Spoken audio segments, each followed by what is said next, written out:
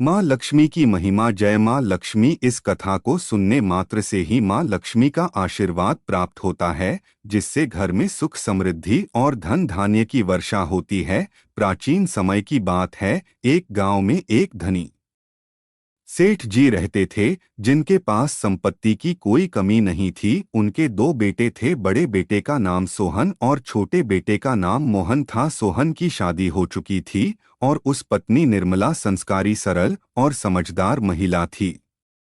निर्मला पूरे परिवार की देखभाल करती और सभी का सम्मान करती थी। वह घर में शांति और प्रेम का वातावरण बनाए रखती थी, जिससे पूरा परिवार खुशहाल और संतुष्ट रहता था। सेठ जी और उनका पूरा परिवार माँ लक्ष्मी के प्रति बहुत श्रद्धा रखते थे। हर साल अक्षय तृतीया के शुभ अवसर पर वे भगवान विष्णु और मां लक्ष्मी की विशेष पूजा का आयोजन करते थे। इस पवित्र दिन पर वे ब्राह्मणों को भोजन कराते और सोने का एक आभूषण खरीदकर मां लक्ष्मी को अर्पित करते। पूजा समाप्त होने के बाद वे इस आभूषण को अपनी बहू निर्मला को दे देते थे। यह परंपरा वर्षों से चली आ रही थी और इसके चलते मां लक्ष्मी की कृपा से सेठ जी का व्यापार भी दिन प्रतिदिन बढ़ता जा रहा था। सेठ जी के परिवार में धन समृद्धि और सौभाग्य हमेशा बना रहता। कुछ समय बाद सेठ जी ने अपने छोटे बेटे मोहन का विवाह भी कर दिया। मोहन की पत्नी चंचल थी, जो इस परिवार के स्वभाव से बिल्कुल विपरीत थी। चंचल जल्दी ही क्रोधित हो जाती और छोटी छोटी बातों पर झगड़ा करने लगती थी। उसे परिवार के रीति रिवाजों में भी कोई रुचि नहीं थी। धीरे धीरे उसके गुस्सैल स्वभाव के कारण घर में तनाव बढ़ने लगा और सभी परिवार जन असहज महसूस करने लगे। चंचल का स्वभाव उसके परिवार के सदस्यों पर भारी पड़ने लगा। कहते हैं, जिस घर में अशांति और कलह होती है, वहां मां लक्ष्मी का वास नहीं होता। धीरे धीरे सेठ जी के व्यापार में भी हानि होने लगी। जो व्यापार कभी निरंतर वृद्धि की ओर अग्रसर था, वह अब घाटे में जाने लगा। सेठ जी और उनके दोनों बेटे परेशान रहने लगे और सोचने लगे कि अचानक यह सब क्या हो गया। फिर एक दिन अक्षय तृतीया का पर्व आया। सेठ जी ने हमेशा की तरह भगवान विष्णु और मां लक्ष्मी की पूजा की और सोने का एक आभूषण मां लक्ष्मी को अर्पित किया। पूजा समाप्त होने के बाद सेठ जी ने इस आभूषण को अपनी छोटी बहू चंचल को डोट देना चाहा, लेकिन चंचल ने गहना देखते ही उसे जमीन पर फेंक दिया और कहने लगी, ऐसे साधारण गहने तो मेरे यहाँ नौकर भी नहीं पहनते। चंचल के इस व्यवहार से सेठ जी का हृदय बहुत आहत हुआ। उन्होंने उसे समझाने की कोशिश की और कहा कि यह माँ लक्ष्मी का प्रसाद है, इसका अपमान ना करो। परंतु चंचल ने उनकी बात नहीं मानी और गुस्से में अपने कमरे में चली गई। सेठ जी बहुत दुखी हुए और समझ नहीं पा रहे थे कि आखिर ऐसा क्यों हो रहा है। उसी रात बड़ी बहू निर्मला को स्वप्न में मां लक्ष्मी ने दर्शन दिए और कहा, तुम्हारे घर में अक्षय तृतीया के दिन मेरा अपमान हुआ है, इसलिए अब मैं यहाँ वास नहीं कर सकती। जब तक तुम्हारे घर में शांति और सम्मान नहीं होगा, मैं यहाँ नहीं रहूंगी। तुम्हारी देवरानी चंचल अगले अक्षय तृतीया पर श्रद्धा से निर्जला व्रत करेगी और मुझसे क्षमा मांगेगी, तभी मैं यहाँ लौटूंगा। तो घर में सन्नाटा छा गया। सभी ने चंचल से मां लक्ष्मी से क्षमा मांगने के लिए कहा, परंतु वह अपने अहंकार में डूबी रही और मना कर दिया। धीरे धीरे उनके व्यापार में और भी अधिक हानि होने लगी। जो मकान कभी संपन्नता का प्रतीक था, अब बिक गया। सेठ जी और उनका परिवार अब गांव के बाहर एक साधारण झोपड़ी में बस गया। समय बीतता गया और एक दिन ऐसा भी आया कि परिवार के पास खाने के लिए भी कुछ नहीं बचा। अपनी अवस्था से आहत होकर चंचल ने सोचा कि वह अपने मायके चली जाएगी। उसने अपने परिवार से कहा, जब तुम्हारे पास सब कुछ ठीक हो जाएगा तो मुझे बुला लेना। यह कहकर वह अपने मायके पहुंच गई। जब उसके माता पिता को उसकी करनी के बारे में पता चला तो उन्होंने उसे अपने घर में रहने से मना कर दिया। उन्होंने कहा, तूने माँ लक्ष्मी का अपमान कर अपने ससुराल वालों को गरीब बना दिया है। यदि तू यहाँ रहेगी तो लक्ष्मी हमसे भी रुष्ट हो जाएंगी। चंचल अपनी गलती पर पछताने लगी और रोती हुई अपने ससुराल लौट आई। उसने अपने ससुराल के सभी सदस्यों से माफी मांगी और अपनी गलती को सुधारने का संकल्प लिया। उस दिन से उसने मां लक्ष्मी के प्रति श्रद्धा और भक्ति भाव से निर्जला व्रत करना शुरू कर दिया। पूरा 1 साल बीत गया और अगले वर्ष फिर से अक्षय तृतीया का दिन आ गया। इस दिन चंचल ने पूरी श्रद्धा और भक्ति भाव से मां लक्ष्मी का व्रत रखा। घर में साधन कम होने के बावजूद उन्होंने मां लक्ष्मी को श्रद्धापूर्वक वस्त्र और आभूषण अर्पित किए। मां लक्ष्मी उनके इस सच्चे भाव से प्रसन्न हो गई और फिर से उनके घर में अपना वास कर लिया। इसके बाद सेठ जी का व्यापार धीरे धीरे फिर से उभरने लगा और उनके घर में सुख समृद्धि का वास हो गया। परिवार के सभी सदस्य खुशहाल हो गए और हर साल अक्षय तृतीया का पर्व श्रद्धा भाव से मनाने लगे। जय मां लक्ष्मी। प्राचीन समय की बात है, किसी गांव में एक साधारण किसान अपने परिवार के साथ रहता था। किसान के पास 4 बेटे थे, जिनकी पत्नियां भी उसी के साथ रहती थी। किसान के पास खेती के लिए एक ही खेत था, जहां चारों बेटे कड़ी मेहनत से खेती करते, परंतु उसकी उपज इतनी नहीं होती थी कि पूरे परिवार का भरण पोषण हो सके। इस वजह से उनके घर में हमेशा गरीबी और दरिद्रता का माहौल रहता था। घर के सभी सदस्य इस तंहाली में जीवनयापन करने पर मजबूर थे और अक्सर चिंतित रहते थे। किसान की बड़ी बहू सुमित्रा अपने स्वभाव में घमंडी और अधिकार जताने वाली थी। वह अपने तीनों देवरानियों पर धौंस जमाती और उनसे सारा काम करवाती थी। क्योंकि उसकी सास सीधी सादी महिला थी, इसलिए सुमित्रा ने पूरे घर पर अपना प्रभुत्व जमा रखा था। घर का हर काम सुमित्रा की मर्जी से ही होता, चाहे वह किसी को अच्छा लगे या ना लगे। उसके इस व्यवहार के कारण घर में अक्सर कलह और झगड़े होते रहते थे। घर की सबसे छोटी बहू करुणा बिल्कुल विपरीत स्वभाव की थी। वह शांत, समझदार और सहनशील महिला थी। करुणा घर के सारे काम बिना किसी शिकायत के करती और कभी किसी को जवाब नहीं देती थी। करुणा का एक आदत थी कि वह हर सुबह सबसे पहले गांव के लक्ष्मी नारायण मंदिर में जाती और वहां ईश्वर की पूजा करती थी। कभी कभी वह शाम को भी मंदिर जाती थी, लेकिन उसकी जेठानी सुमित्रा उससे चिढ़ी थी और अक्सर ताने मारती कि करुणा काम से बचने के लिए मंदिर जाने का बहाना बनाती है। करुणा ने कभी इस बात का जवाब नहीं दिया और चुपचाप घर का सारा काम निपटाती रहती थी। एक दिन करुणा शाम को मंदिर गई और शाम की आरती में शामिल हुई। आरती समाप्त होने के बाद मंदिर में सभी लोग चले गए और करुणा एकांत में बैठ गई। उसका मन घर की गरीबी और दरिद्रता से बहुत दुखी था। यही सब सोचते सोचते उसकी आंखों से आंसू बहने लगे। तभी वहां एक छोटी सी बच्ची आई और करुणा से बोली, माँ आप क्यों रो रही हैं? पहले तो करुणा ने मुस्कुराकर बात टाल दी, लेकिन बच्ची के बार बार पूछने पर उसने उसे अपनी सारी तकलीफ बताई। बच्ची ने उसकी बात सुनकर हंसते हुए कहा, बस इतनी सी बात, यदि तुम माँ लक्ष्मी को प्रसन्न करना चाहती हो तो हर शनिवार को पीपल के पेड़ को सच्चे मन से जल चढ़ाओ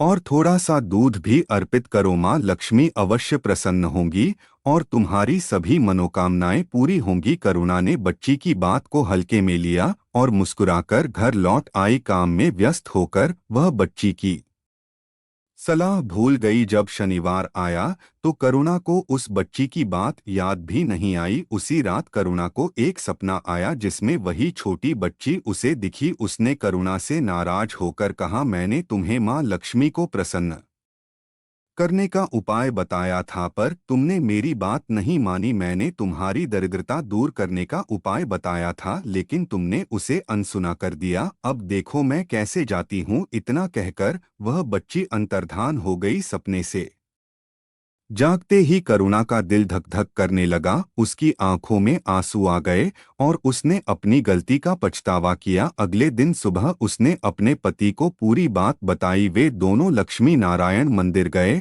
और भगवान के चरणों में सिर झुकाकर मां लक्ष्मी से क्षमा मांगी। घर आकर करुणा ने अपनी जेठानी सुमित्रा को भी सब बताया और उससे विनती की कि वह उसे पीपल पर जल चढ़ाने की अनुमति दे, पर सुमित्रा ने उसे ताने मारते हुए कहा, यह एक और बहाना ढूंढ लाई है, बाहर जाने का तुम कहीं नहीं जाओगी। शनिवार को करुणा चुपके से पीपल के पेड़ के पास गई और सच्चे मन से जल चढ़ाया। उसने पेड़ के नीचे बैठकर मां लक्ष्मी से अपनी गरीबी दूर करने की प्रार्थना की और क्षमा मांगी। कुछ दिनों बाद सुमित्रा को यह बात पता चल गई और उसने घर में झगड़ा खड़ा कर दिया। गुस्से में आकर उसने करुणा और उसके पति को घर से निकाल दिया। करुणा और उसका पति बेबस होकर उसी पीपल के पेड़ के नीचे जाकर बैठ गए और वहीं रात बिताई। अगले दिन फिर शनिवार था। करुणा ने तय किया कि चाहे कुछ भी हो जाए वह मां लक्ष्मी को जल अर्पित अवश्य करेगी। वह नदी पर स्नान करके वापस आई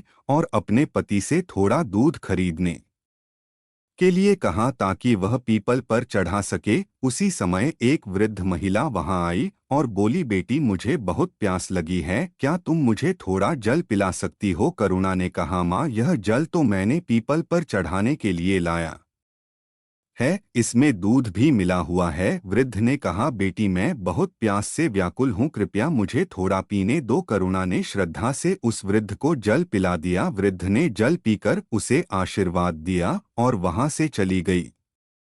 जैसे ही करुणा ने लोटा उठाया वह हैरान रह गई। लौटा हीरे और सोने के सिक्कों से भर गया था। करुणा और उसका पति आश्चर्यचकित होकर इधर-उधर देखने लगे, परंतु वह वृद्ध महिला कहीं नजर नहीं आई। करुणा ने कहा, वह वृद्ध कोई साधारण महिला नहीं थी, वह स्वयं मां लक्ष्मी थी जो हमारी परीक्षा लेने आई थी। इसके बाद उन्होंने इस धन का उपयोग एक छोटा सा घर बनाने और खेती के लिए कुछ जमीन खरीदने में किया। आश्चर्यजनक रूप से लौटा कभी खाली नहीं होता था, जितना धन वे निकालते वह उतना ही भर जाता था। यह बात धीरे धीरे गांव में फैल गई और सुमित्रा को भी पता चल गई। अपनी गलती का एहसास होने पर वह करुणा और उसके पति के पास गई और उनसे माफी मांगी।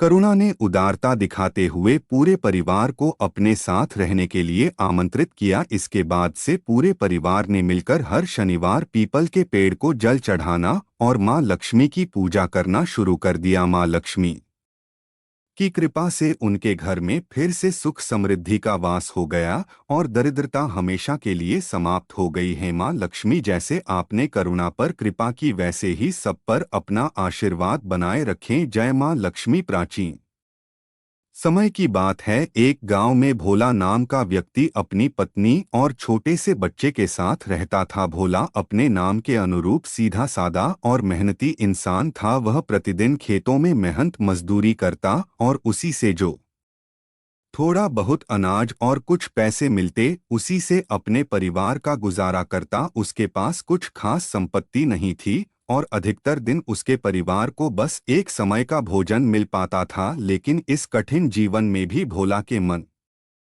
में हमेशा संतोष और भक्ति भाव बना रहता था। भोला भगवान गणेश का बहुत बड़ा भक्त था। उसे अपने परिवार से भी अधिक प्रिय गणपति बप्पा थे। वह हर दिन मजदूरी से जो भी कमाता उसमें से कुछ पैसे अलग रखता और अगले दिन उन पैसों से एक लड्डू खरीदता। वह लड्डू लेकर पास के मंदिर में जाता और बप्पा के चरणों में चढ़ा देता। यह उसकी दिनचर्या थी और किसी भी हालत में वह इस नियम को कभी नहीं तोड़ता था। उसकी सच्ची भक्ति के कारण भगवान गणेश भी उससे बहुत प्रसन्न रहते और प्रतिदिन प्रेम पूर्वक उस लड्डू को ग्रहण करते थे। उस मंदिर में बहुत से लोग आते थे, कुछ लोग सोना चांदी का चढ़ावा चढ़ाते तो कुछ अपनी मनोकामनाओं की पूर्ति के लिए तरह तरह के भोग लगाते, लेकिन कोई भी भोला की तरह नियमित पूजा नहीं करता था। भोला की भक्ति में ना कोई दिखावा था और ना ही कोई स्वार्थ। वह केवल भगवान गणेश के प्रति अपने प्रेम के कारण हर दिन बप्पा के चरणों में लड्डू चढ़ाने आता था। एक दिन गांव में भारी बारिश होने लगी। भोला हमेशा की तरह सुबह सुबह काम पर निकला, लेकिन खेतों पर पहुंचने पर उसके मालिक ने उसे कहा, आज काम बंद है, इस बारिश में काम नहीं हो सकता, तुम घर लौट जाओ। यह सुनकर भोला निराश हो गया, क्योंकि उसे चिंता थी कि बिना काम किए आज उसे मजदूरी नहीं मिलेगी और उसका परिवार भूखा रह जाएगा। परंतु उससे भी ज्यादा चिंता उसे इस बात की थी कि वह आज भगवान गणेश को लड्डू कैसे चढ़ाए। जब भोला घर लौटा तो उसकी पत्नी ने उसकी चिंता को समझा। उसने कहा, आप गणपति जी पर विश्वास रखिए, वह जरूर कुछ ना कुछ उपाय करेंगे। हालांकि उसने अपने पति का डांस बंधाया, लेकिन दोनों पति पत्नी भूखे ही सो गए। रात में भोला को नींद नहीं आ रही थी। वह बार बार सोचता कि आज बप्पा के भोग के बिना उसकी भक्ति अधूरी रह जाएगी। उसी समय कैलाश पर्वत पर भगवान शिव और माता पार्वती गणेश जी के साथ बैठे इस दृश्य को देख रहे थे। माता पार्वती ने भगवान शिव से कहा, भोलेनाथ देखिए, आपका भक्त भोला किस संकट में है। उसने अपने भोजन की भी परवाह नहीं की, लेकिन गणेश जी के लड्डू के लिए चिंतित है। इस समय उसकी मदद कौन करेगा? तब शिवजी ने गणेश जी से पूछा, पुत्र गणेश, तुम अपने भक्त का संकट कैसे दूर करोगे? गणेश जी ने उत्तर दिया, पिताजी, आपकी कृपा से मेरे भक्तों के सारे कष्ट स्वतः समाप्त हो जाते हैं। कल भोला के जीवन में एक नया सवेरा होगा। अगली सुबह भोला ने नित्य की तरह स्नान किया और मंदिर जाने की तैयारी की, लेकिन उसके मन में यह सोचकर संकोच था कि आज वह गणेश जी के सामने बिना लड्डू के कैसे जाएगा। उसे यह भी डर था कि मंदिर में पुजारी उससे पूछेंगे कि आज लड्डू क्यों नहीं लाए। उसने मन में सोचा, क्यों ना आज मंदिर ना जाऊं और सीधे खेत की ओर चला जाऊं। भारी मन से वह मंदिर ना जाकर दूसरे रास्ते से खेत की ओर बढ़ गया। वह कुछ सोचते हुए जा रहा था, तभी अचानक उसे ठोकर लगी और वह गिर पड़ा। जब उसने उठकर देखा तो पाया कि रास्ते में एक नुकीला पत्थर निकला हुआ है। भोला ने सोचा, जैसे मैं गिरा वैसे ही कोई और भी गिर सकता है, इसे यहाँ से हटाना ही ठीक होगा। उसने मेहनत से उस पत्थर को हटाया और तभी उसकी नज़र उस गड्ढे में चमकती हुई किसी चीज पर पड़ी। उत्सुकता में उसने गड्ढे को थोड़ा और खोदा तो वहां एक मटकी मिली जिसमें सोने के सिक्के भर हुए थे। भोला ने तुरंत समझ लिया कि यह गणेश जी का चमत्कार है। वह मटकी को लेकर घर आया और उसमें से कुछ सिक्के निकालकर सबसे पहले लड्डू खरीदा। फिर वह सीधा मंदिर पहुंचा और गणेश जी के सामने जाकर हाथ जोड़कर रोते हुए बोला, है बप्पा, मैंने तो आपसे मुंह मोड़ लिया था, लेकिन आपने मेरे प्रति अपना प्रेम नहीं छोड़ा। उस दिन के बाद भोला के जीवन में बदलाव आ गया। उसने उन सिक्कों से एक छोटी दुकान खोली जो बहुत अच्छी चलने लगी। अब भोला का परिवार सुख संपन्न हो गया, लेकिन उसने अपनी भक्ति नहीं छोड़ी। वह अब भी प्रतिदिन बप्पा के चरणों में लड्डू चढ़ाता और पूरी श्रद्धा के साथ उनकी पूजा करता। उसकी भक्ति और श्रद्धा ने उसका जीवन पूरी तरह से बदल दिया था। इस प्रकार भोला के सच्चे प्रेम और समर्पण से भगवान गणेश ने उसकी दरिद्रता दूर कर दी। इस कहानी से हमें यह शिक्षा मिलती है कि यदि हमारी भक्ति सच्ची हो और हम ईश्वर पर पूरा विश्वास रखें तो वे हमारे सभी संकटों को हर लेते हैं। हे विघ्नहर्ता गणेश जी, आप सदा अपने भक्तों के कष्ट दूर करते रह और सभी पर अपनी कृपा बनाए रखें। मित्रों, यदि आपको यह कहानी पसंद आई तो हमें कमेंट बॉक्स में ज़रूर बताएं। साथ ही इसे अपने मित्रों के साथ शेयर करें और हमारे चैनल को सब्सक्राइब करना ना भूलें। धन्यवाद। जय मां लक्ष्मी।